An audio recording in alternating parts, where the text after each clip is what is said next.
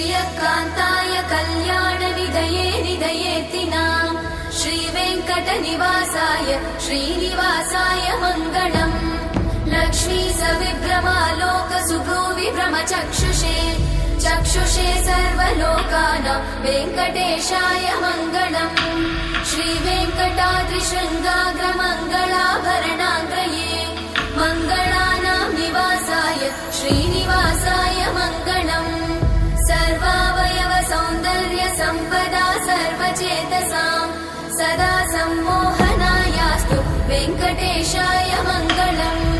नित्याय निरवध्याय सत्यानन्दचिदात्मने सर्वान्तरात्मने श्रीमद् वेङ्कटेशाय मङ्गलम् स्वतः सर्वविदे सर्वशक्तये सर्वशेषिने